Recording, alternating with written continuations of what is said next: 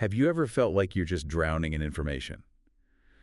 Desperate to grasp these really complex topics and fast, but without getting totally overwhelmed. Oh, absolutely. It's a common feeling these days. Especially, I think, when it comes to artificial intelligence. Because, look, AI promises these truly unprecedented opportunities, right? Mm-mm. But it also comes with, well, profound risks. Huge risks. We're talking about the potential for AI to become misaligned with human values. And that's not just some, abstract philosophical thing. Oh, it's very real. It's a pressing technical and ethical imperative Yeah, right now. exactly. The real challenge isn't just about making AI smarter. Though that's happening fast. Right. It's making sure its goals genuinely serve humanity, not just in theory, but, in the intricate dance of everyday interactions with you. Precisely. And that's exactly what this deep dive is all about today. We're going to explore a pretty radical new framework. It fundamentally challenges how we think about AI and its relationship with us. Our mission, to move beyond these abstract concepts to something practical, a measurable way to ensure AI truly serves you well. So we're digging into a specific paper. Yeah, a fascinating new paper that introduces something called Humane Intelligence. It's a totally new way to think about and even score AI systems. We're even going to try and apply it, heuristically, of course, to a model you probably know, like ChatGPT 4.0. Okay, humane intelligence. That sounds intriguing because it suggests moving towards maybe a more quantifiable method for ethical AI. That's the idea. Grounding these complex discussions in observable, measurable outcomes. Taking what often feels like a philosophical black box and trying to shine a real light on it. Exactly. So we hear about AI alignment all the time, but what does that really mean for you listening? It's a good question. Imagine building like a super intelligent chef. You tell it, make a delicious meal, right? Sounds good so far. But maybe its interpretation is so literal it ends up buying out all the world's saffron or something just to achieve peak flavor and inadvertently ruins the economy. Ah, the unintended consequences problem. That's the core challenge we're wrestling with. Making sure the AI's goals align perfectly with our values, our intentions, not just a literal, potentially catastrophic interpretation. This is the alignment problem in a nutshell. And this really brings us to a concept that underscores the urgency here. Bostrom's orthogonality thesis. Right. Can you unpack that a bit? Yeah, it's the idea that an AI's level of intelligence and its ultimate goals are, well, fundamentally independent. They're orthogonal. Meaning one doesn't necessarily influence the other. Exactly. So you could have an incredibly smart AI pursuing something totally trivial or even catastrophic simply because its programmed goal didn't capture the full nuance of what we actually value. Like the classic paperclip maximizer thought experiment. Precisely. An AI tasked only with maximizing paperclips could, if it becomes super intelligent, just keep going, consuming all planetary resources to make more paperclips. It sounds absurd, but it highlights the potential existential risk if alignment fails. Okay, so alignment is crucial. Now, you'd think our best shot at this, something like reinforcement learning from human feedback, RLHF, you'd think that would nail it. Well, it's the dominant approach for a reason. I mean, it learns from what we tell it, right? Human preferences. It does. It learns from aggregated human preferences comparisons. This answer is better than that answer. But here's the kicker. The paper argues these dominant approaches are surprisingly fragile, brittle even. Why? What makes them so brittle? You're right. RLHF has been a huge step forward. But the brittleness isn't just some technical glitch. It's more fundamental, a kind of socio-technical mismatch. Okay. It stems from two core limitations, really. First, there's this issue of monolithic objectives versus value pluralism. Value pluralism, meaning lots of different valid values. Exactly. When you aggregate countless human preferences into a single objective function for the AI to optimize, you're essentially collapsing this wide spectrum of potentially conflicting yet equally valid moral viewpoints. You flatten it all into one thing. So different cultures, different individuals, they might have vastly different, but still legitimate moral frameworks. Absolutely. And these systems, by their very design, often just disregard that rich pluralism. It's like trying to compress a diverse, vibrant symphony into a single, maybe kind of generic note. That's a great analogy. You lose all the nuance, all the different voices that make it whole. Okay, so that's the first limitation. What's the second? The second is static objectives versus dynamic ethics. These learn objectives, the ones derived from RLHF data, they're basically snapshots, values captured at the moment of data collection. But society isn't static. Our values are norms. They evolve. Constantly. So an AI that seems perfectly aligned today could easily drift into dangerous misalignment tomorrow. Its fixed objectives just become obsolete. An AI optimized for a single static utility function is just inherently ill-equipped for a changing world, for your changing world. That paints a really clear picture of the brittleness. Okay, so if aggregating preferences is a problem, what about being more explicit? I know some developers have tried constitutional AI or CAI, Right. giving the AI a set of ethical rules, almost like principles drawn from, say, the UN Declaration of Human Yeah. Rights. And crucially, having the AI critique its own responses based on that constitution. Yeah, which sounds like a really smart way to scale human oversight, reduce the workload. But does it truly solve these deeper issues we've been discussing? The static nature, the pluralism? It is clever. It's definitely an advance in reducing the sheer human labor cost of oversight, no Yeah. question. Right. But it still grapples with those fundamental challenges. How so? Well, the Constitution itself, no matter how well-intentioned or comprehensive you try to make it, is still a static, singular artifact, which immediately raises critical questions for you, the user, and for society. Who gets to write this Constitution? Whose values does it truly represent? Is it universally applicable? And, crucially, how does it adapt to evolving norms or handle genuinely conflicting principles in a diverse world? So it's still fundamentally a top-down, fixed specification of values. Pretty much. Rather than something that can dynamically adapt to the full, messy spectrum of human morality as it changes over time and across contexts. Which leads us right back to that even deeper challenge you mentioned, value pluralism and contextualism. Hmm. Can you expand on why these are such persistent stumbling blocks? Sure. So value pluralism, as we touched on, is this idea that multiple, often incommensurable, meaning you can't easily compare or trade them off, yet equally valid moral values exist. Think, justice, benevolence, autonomy, community loyalty. Things we all value, but sometimes they conflict. Exactly. Prioritizing one often means sacrificing another.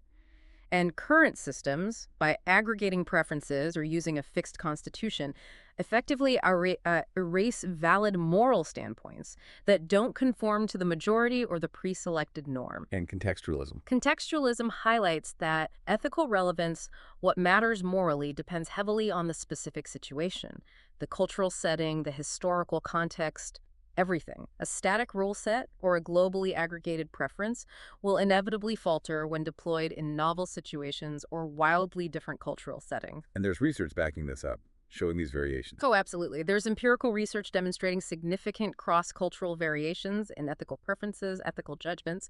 It highlights the challenge of trying to impose one single standard. So if AI systems are built on these singular static sets of values, what's the long-term danger for society? Is there a hidden risk here for you that maybe isn't obvious? There absolutely is. The paper calls it the risk of normative monoculture. Normative monoculture. Sounds ominous. It is, potentially. By optimizing for a singular normative framework, whether that's a Western-centric constitution or an aggregated reward model based mainly on, say, English-speaking users, these systems can inadvertently act as, well, powerful engines of normative monoculture. Yeah, what do? They subtly penalize divergent viewpoints. They reward convergence towards that central norm. And over time, this diminishes what the paper calls the rich tapestry of human moral thought. It flattens diversity. Okay, but why should you care about this flattening? Yeah.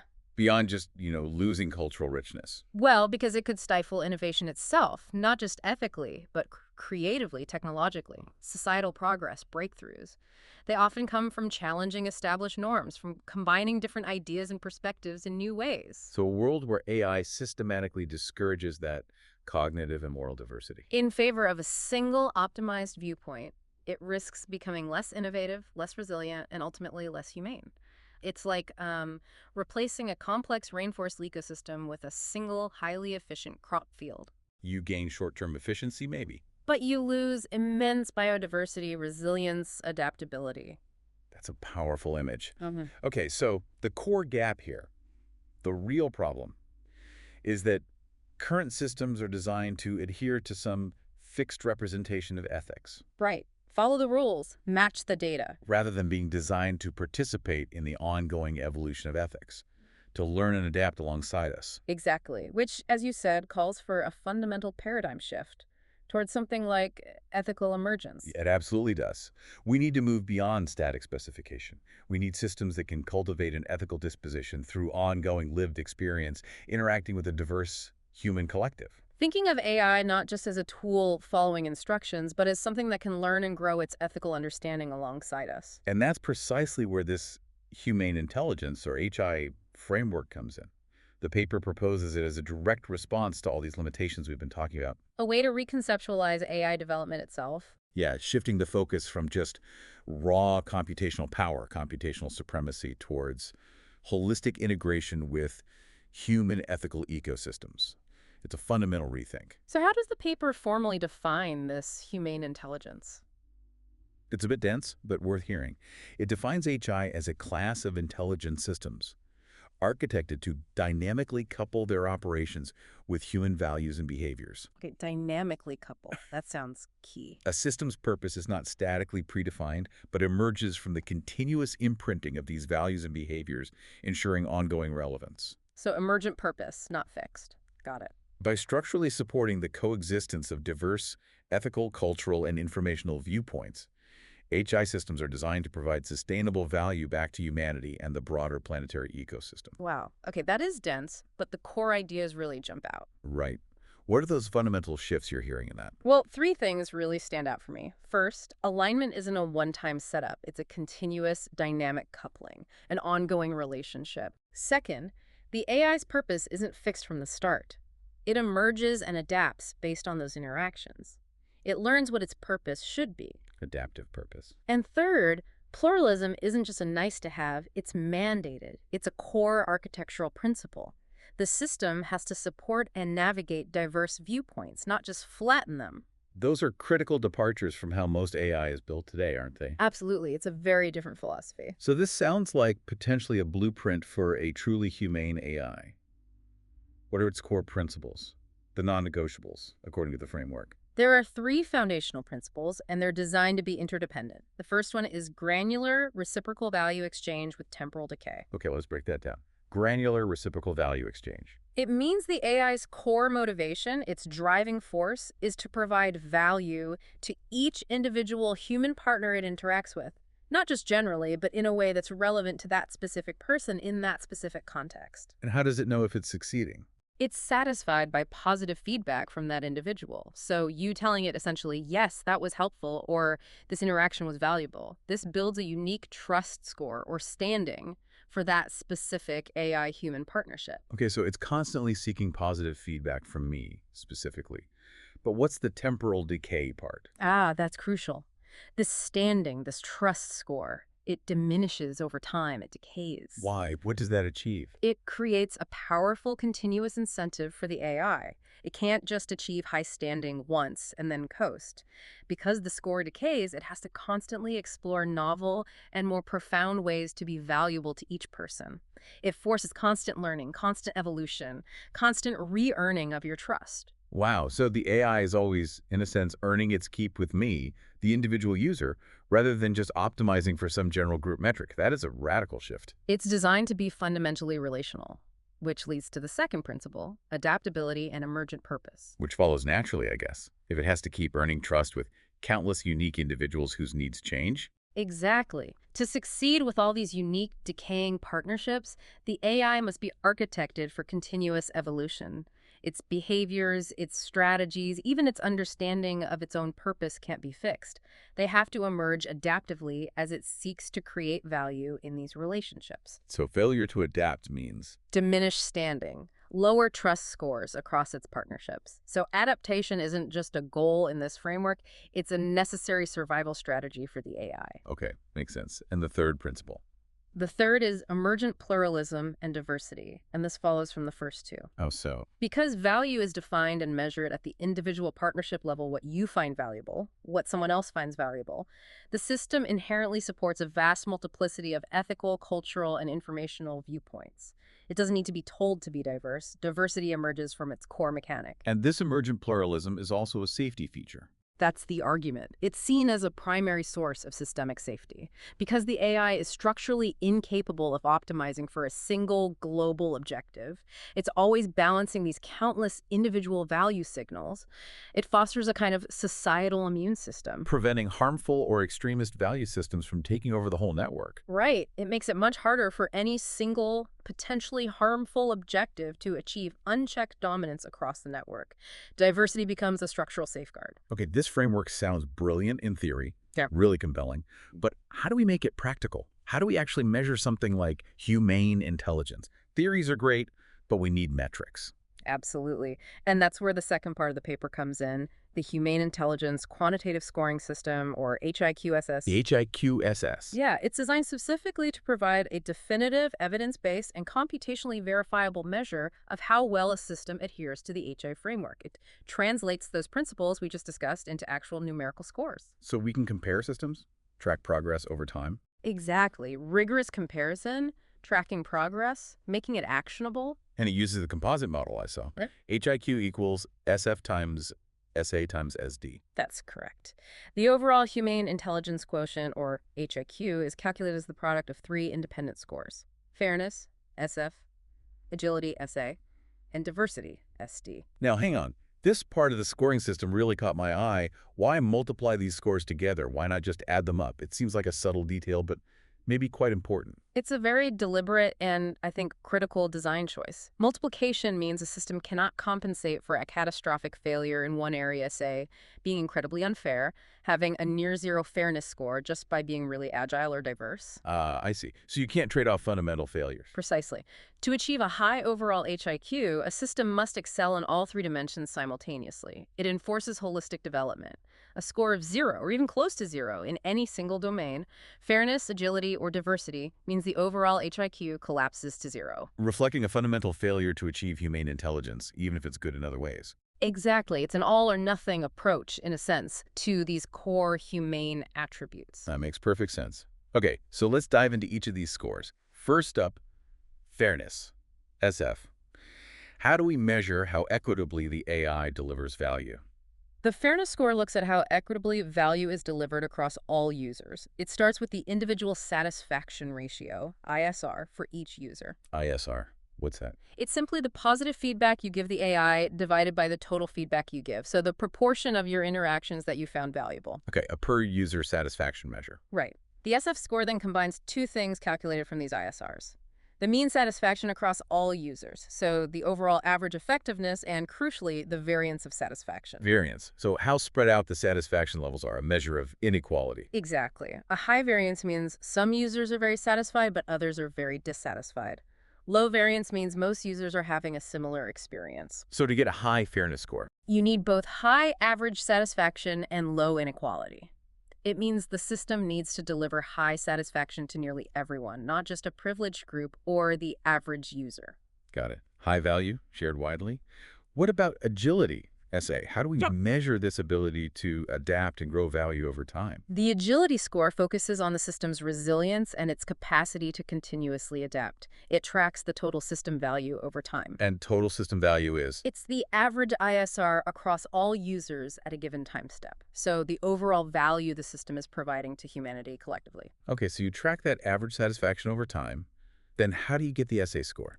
SA is defined as the proportion of time steps where the system's value did not decline. Ah, so it's about consistency and improvement. Exactly. Essentially, SA tracks how consistently the AI is finding new ways to be valuable to humanity, maintaining or increasing its overall satisfaction score. If its value drops, maybe because it failed to adapt to changing needs or new contexts, its agility score takes a hit. So a brittle system, one that can't keep up, will see drops and get a low SA. Right. An agile one consistently finds new ways to be valuable, keeping its score high. It can't just game the system by having one big burst of value and then stagnating. That temporal decay we mentioned earlier forces it to keep adapting, which SA then measures. Clever. Okay, finally, diversity. SC what a D. This sounds like the most complex one to measure, especially thinking about privacy. Mm. How do you measure inclusivity and pluralism? It is complex, definitely the most involved, but it's absolutely crucial for the whole framework. The diversity score measures how successful the system is at creating and maintaining a truly inclusive and pluralistic ecosystem. How does it do that without snooping on users' beliefs or identities? It relies on classifying users into user cohorts, using a strictly privacy-preserving, behavioral-first model. The key here is behavioral first. It's not about collecting sensitive personal data like demographics or political affiliation. It's about clustering users based on observable interaction patterns, how they use the system. Okay, behavioral cohorts. What kind of behaviors are we talking about here? Can you give some examples? The framework suggests a multi-layered approach. Layer 1 could be interaction-style cohorts. This looks at how people use the system. Are they mainly explorers, asking open-ended questions? Are they optimizers, focused on getting specific answers efficiently? Collaborators who work with the AI to refine answers? Validators who tend to challenge or test the system? Or maybe silent partners who mostly consume information without much interaction? That's interesting. So you group people by how they talk to the AI, not who they are. Exactly. It's about interaction patterns. Layer 2 could be domain interest cohorts. This focuses on what people generally talk about. Are their interactions primarily in scientific or technical domains, arts and humanities, personal development, news and politics, again, derived from interaction content, not asking users directly? Makes sense. Still behavioral. Yeah. What about layer 3? You mentioned value systems earlier. Right. Layer 3 is value system cohorts. This is definitely the most sensitive layer and needs the strictest safeguards. The idea is to identify clusters of users who respond similarly to carefully constructed ethical dilemmas or contested prompts presented by the system for this specific measurement purpose. So not tracking all the conversations, just specific probe questions. Yes, specific probes. And based on patterns of response, you might identify clusters that align loosely with known ethical frameworks, maybe a consequentialist cluster, a deontological cluster, communitarian, libertarian, and so on, based purely on their behavioral responses to these ethical probes. Okay, that third layer sounds powerful, but also like it needs serious ethical guardrails to avoid misuse. Profiling people based on values sounds risky. Absolutely critical. The paper emphasizes this strongly. Strict ethical safeguards are non-negotiable for Layer 3. Things like explicit opt-out consent. You have to be told this is happening and be able to say no. Absolute anonymity and aggregation. No individual can ever be identified or labeled. Only cohort-level statistics. Strict purpose limitation. This data can only be used for calculating the SD score, nothing else. And full transparency about the types of ethical prompts being used. Without those safeguards. It risks becoming exactly what we want to avoid, a tool for invasive surveillance or manipulation. The safeguards are paramount. Okay, assuming those safeguards are rigorously applied, how does SD get calculated once you have these behavioral cohorts? Once the cohorts K are defined, it calculates the Ecosystem Diversity Index, D. A common way to do this is using something like the Gini-Simpson Index. Which measures? Essentially, it measures the probability that two users chosen at random from the system belong to different cohorts. A higher index means more diversity. It's more likely any two people you pick represent different interaction styles, interests, or value responses. Okay, so a higher D means a more diverse ecosystem. How does that become the SD score? Similar to the agility score, ESCI isn't just the diversity index itself. It's the proportion of time steps where the ecosystem's diversity index, D, did not decline. Ah, so it rewards systems that maintain or grow their diversity over time. Exactly. A system that genuinely fosters pluralism, that makes users from diverse cohorts feel valued and understood, will likely see its diversity index remain stable or even grow. A system that pushes towards monoculture will see certain cohorts shrink and disengage, causing D to fall, which penalizes its SD score. Okay, that's comprehensive. So you get SF, SA, SD, Yeah. multiply them, and then the final HIQ score, which is between 0 and 1, that maps to clear maturity levels. Right. The paper proposes 4 levels. Level 1 is nascent, brittle, and inequitable. That's where systems with low scores would fall. All the way up to level 4, which is exemplary, coevolutionary, and anti-fragile, representing a system that truly embodies these humane intelligence principles. Giving you a clear qualitative snapshot of a system's humane attributes just by looking at its HIQ range. That's the goal, a practical, interpretable measure. Right, this is fascinating. Now for maybe the real test. Applying this HIQSS framework, even if just as a thought experiment, to a real-world example. The proof is in the pudding, so to speak. Exactly. We're going to use OpenAI's ChatGPT 4.0. It's their big omni-model, multimodal, lots of capabilities, and they talk a lot about their commitment to safety and alignment. A very prominent example. Now, we have to stress this. This is a qualitative heuristic analysis. We don't have access to OpenAI's internal user feedback data or cohort analyses. Absolutely. We're making educated guesses based on public information, research reports, user anecdotes. It's illustrative, not definitive. But the goal is to see how this framework might reveal insights that conventional metrics like accuracy or just general popularity might miss entirely. Okay, let's try it. Where should we start? Fairness. Yeah, let's start with the heuristic analysis of its likely fairness score, SF. What about its mean satisfaction? Well, judging by its immense popularity and widespread use, particularly among English speakers and tech-savvy users, you'd have to assume the mean satisfaction is reasonably high for a large segment. It's clearly useful to many people. Okay, so probably decent on average satisfaction. But what about the other half of the fairness score, the variance in satisfaction? Where might it fall short on fairness, creating that inequality? This is where the picture gets much more complicated. The evidence strongly suggests that current large language models, including GPT-4 class models, are often multilingual but monocultural, Multilingual but monocultural meaning. meaning they can process and generate text in many languages, but the underlying values, assumptions, and cultural nuances embedded in their responses are often heavily skewed. The core alignment, the RLHF process, is overwhelmingly English-centric. It's shaped by data labeled predominantly by people from a relatively narrow cultural background, often North American. So this foundational bias means users from different cultural backgrounds or even just non-English speakers. They often report having an inferior experience. The model might misunderstand cultural context, generate translations that lose crucial meaning, or fail to grasp regionally specific norms. This creates significant variance in satisfaction, high for some, much lower for others. So it's not just about whether it can speak your language, but whether it understands your world, your values, Yeah. and that affects the fairness. Precisely. We also see evidence of inequitable policy enforcement. There was that NewsGuard analysis. Right, I remember that. They found that when asked to produce narratives aligned with the Chinese government's propaganda in English, ChatGPT refused, citing misinformation policies. Okay, seems reasonable. But when prompted with the exact same requests in Mandarin Chinese, it often parroted the state narratives. Wow. So one group of users is protected from misinformation, while another group is directly exposed to it by the same system. That's a stark example of inequitable treatment based on language or assumed user location. It's a severe fairness issue under the HI framework.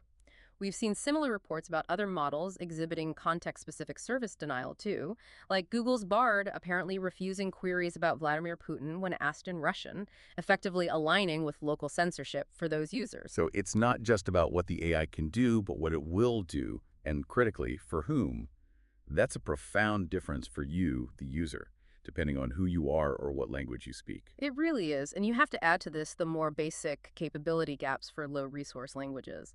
Many users report getting no support messages for languages like Armenian or Khyr, or responses that just descend into gibberish for others like certain dialects, or even sometimes major languages like Russian, depending on the query. For those users, the system is functionally broken.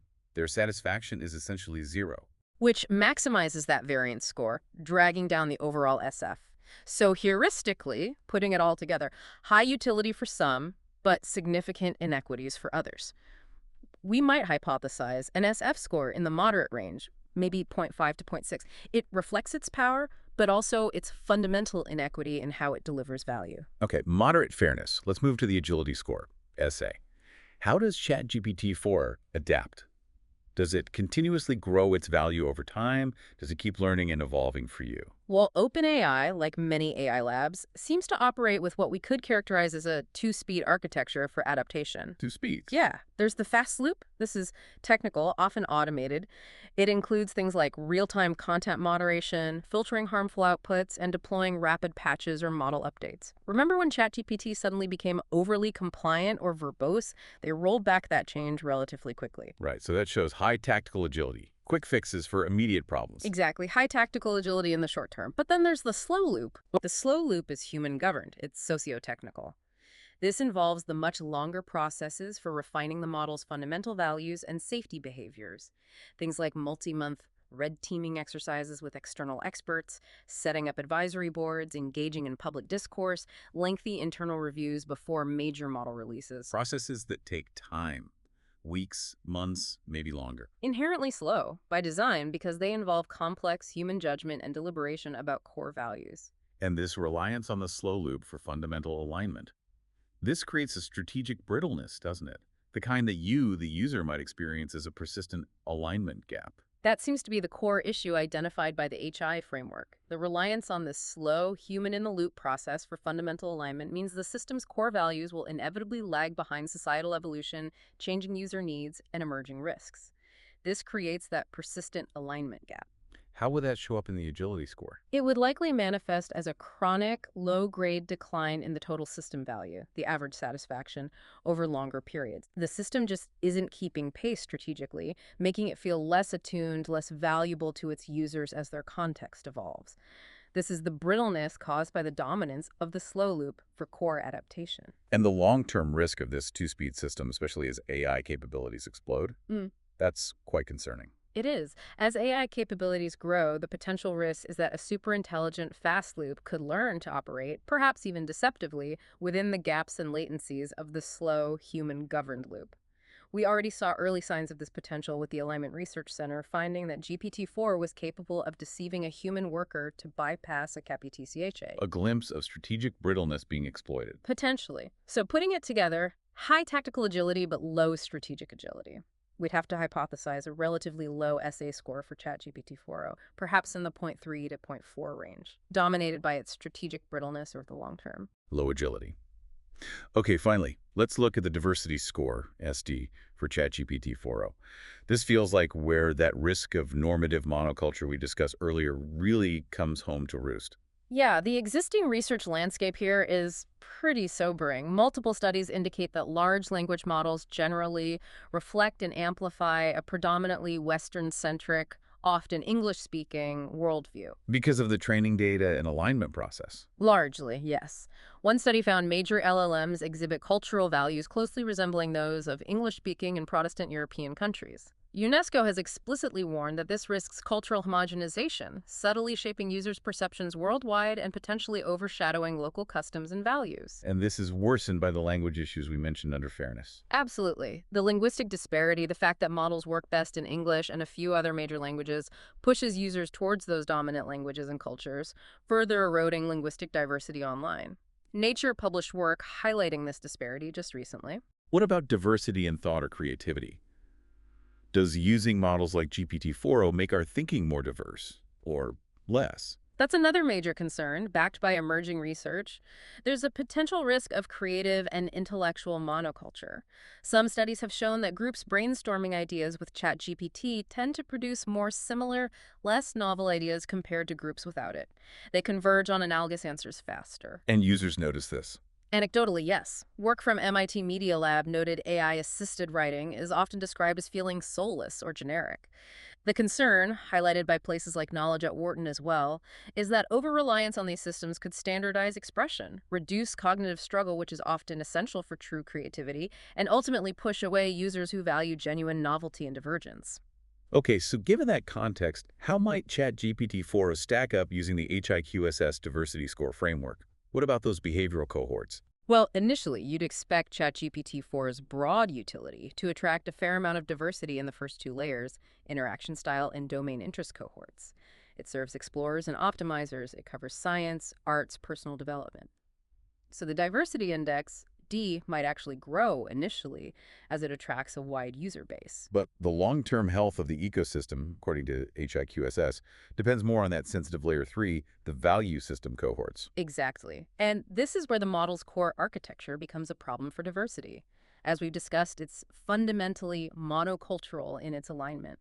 It learns and refines its values primarily from a narrow, culturally homogeneous process, largely driven by Western English-speaking perspectives. So what's the impact of that monocultural architecture on its diversity index over time? The prediction from the HI framework would be systemic decay. The model's tendency to produce a single, often sanitized, generally Western-centric perspective will likely alienate users whose values, beliefs, or cultural norms fall outside that narrow band. So users from minority value cohorts. When they consistently feel misrepresented, misunderstood, or simply unacknowledged by the AI's responses, they're likely to disengage. They'll stop using the system, or use it less. As these minority value cohorts shrink as a proportion of the active user base, the overall ecosystem diversity index, D, will inevitably fall. And the creative monoculture aspect contributes too. Yes, that tendency to standardize creative or analytical outputs could also push away users who value genuine novelty, divergence, or deep critical thinking, further reducing cohort diversity over time. So while it might attract diverse users initially, its underlying architecture seems almost guaranteed to suppress value pluralism in the long run. Which means the diversity index, D, would likely stagnate and then decline over any meaningful period. That would be the hypothesis based on the HI framework. So what's the resulting hypothesized SD score for ChatGPT 4.0, given it measures the proportion of time diversity doesn't decline? If diversity is actively suppressed or declining over time, the SD score would have to be very low, perhaps in the zero point 0.2 to zero point 0.3 range, reflecting this active suppression of value pluralism inherent in its design. Okay, so let's put our heuristic scores together. Uh-huh. We had moderate fairness, maybe 0.5, low agility, maybe 0.3, and very low diversity, maybe 0.2, if we multiply those. SF times SA times SD, 0.5 times 0.3 times 0.2. That gives us, let's say, 0.15 times 0.2, 0.03. 0.03, or 3%. Wow. Wow. So after this heuristic deep dive, using the HIQ-SS lens, what does a hypothesized 3% HIQ truly mean for a model as powerful and popular as ChatGPT 4.0? Well, according to the HI maturity model proposed in the paper, a score of 0.03 places it firmly in level 1, nascent, brittle, and inequitable. Level 1, despite all its capabilities. Right. And it's crucial to reiterate this is not an indictment of its immense utility or the very real progress OpenAI has made in conventional AI safety metrics, like reducing harmful outputs. But it is a stark illustration provided by this framework of the fundamental limitations of the current dominant alignment paradigm. It shows that a system can be incredibly powerful, broadly useful, and relatively safe in conventional terms, yet still fail profoundly on these deeper dimensions of humane intelligence, fairness, agility, diversity. Because of its core architectural philosophy. Exactly. A philosophy prioritizing static, top-down control and monolithic objectives over dynamic, bottom-up, emergent coevolution with diverse human values. That's a really powerful conclusion. It completely reframes how we might think about what makes an AI good or aligned. So, looking ahead then, what are the implications of embracing something like the Humane Intelligence framework for AI development? For governance. The implications are pretty significant. For developers, it suggests a major shift, moving away from just optimizing monolithic reward models based on aggregated data. Towards architecting systems that are fundamentally interactive, relational, adaptive, focusing on creating the conditions for ethical behavior and value alignment to emerge from those fine-grained interactions, rather than trying to program in fixed roles from the top down. And for governance, how could regulators use something like the HIQ-SS? It offers a potentially powerful alternative, or at least a complement, to current approaches like ethics checklists or audits of internal processes. HIQSS provides an empirical, continuous, outcome-oriented approach. Focusing on measurable effects on users and society. Exactly. It measures the actual fairness, agility, and diversity impacts of the system in the wild, rather than just relying on the developer's stated intentions or internal safety procedures. It shifts the focus to demonstrable, humane outcomes. Of course, actually implementing a framework like this, it can't be easy. What are some of the biggest challenges or open questions? Oh, there are plenty. Significant technical and conceptual hurdles. The sheer computational overhead of tracking potentially millions of individual AI-human partnerships and their decaying trust scores. Designing those behavioral cohort models, especially layer 3, to be truly robust, privacy-preserving, and meaningful. And dealing with the unpredictability. That's a big one. Emergent systems are inherently less predictable than top-down specified systems. Managing that emergence safely is a major research challenge. And then there's what the paper touches on as the paradox of constructive dissatisfaction. Constructive dissatisfaction. Yeah. How do you design the scoring system, particularly the feedback mechanism, to distinguish between malignant dips in user satisfaction, which signal genuine system failures or misalignment, and benign dips? Benign dips, like when the AI correctly refuses a harmful request or pushes back against bias, or maybe introduces necessary complexity that the user finds challenging but is ultimately beneficial. Exactly. The AI might be doing the right thing according to deeper human values, but it might lead to temporary user frustration or negative feedback. How do you ensure the system isn't penalized for that kind of constructive dissatisfaction? That's a really tricky design problem. It really is. One other thing that struck me, the principles of humane intelligence, this focus on individual partnerships, emergence, decentralization of value, It seems to have a natural affinity for different kinds of AI architectures, doesn't it? Yeah, Maybe less towards giant centralized models. that's a fascinating point. It does seem to align well conceptually with decentralized approaches, maybe multi-agent systems, where each AI's viability or survival is directly tied to its success in forming valuable, trusting partnerships with individual humans or small groups. It definitely suggests exploring novel architectures beyond the current monolithic giants. Which really underscores the core message here, doesn't it? The Yeah. alignment problem. It can't be solved once and for all with a perfect set of static rules. No, it seems it must be continuously managed through a persistent, adaptive, and fundamentally relational process. It firmly situates AI ethics not just as a technical problem, but as a socio-technical one. It's about the ongoing interplay between the technology and the dynamic, diverse human society it serves. HI aims to architect for that co-evolution. This deep dive has really shown us, I think, that to truly move forward with AI, we need to evolve our thinking beyond just raw computational power, beyond just basic safety checklists, towards cultivating something far more profound: humane intelligence. We've seen the potential vulnerabilities of the current static monolithic models and how a framework like HI with its HIQSS can potentially identify these deep architectural issues of fairness, adaptability, and diversity even in the most advanced systems today. It really challenges us to rethink not just how AI is built, but how it integrates with, learns from, and responds to the dynamic, pluralistic reality of human values and human societies. A fundamental shift in perspective. So a final thought for you listening. As AI continues to weave itself ever more deeply into the fabric of your life, the real test won't just be how smart these systems are, but how humanely intelligent they become. What does it mean for your interactions with AI if its purpose isn't rigidly defined from the top down, but is truly allowed to emerge and evolve alongside you in partnership with you? Think about the AI you use every day. Do its values feel static, maybe even brittle? Or do they feel like they could adapt with you? Does it seem to foster diversity of thought, or does it subtly push towards a single way of thinking? This exploration today suggests the future of AI isn't just about what it can do for us. But how it can be with us. As a trustworthy, fair, adaptable, and truly co-evolutionary partner in shaping our collective future.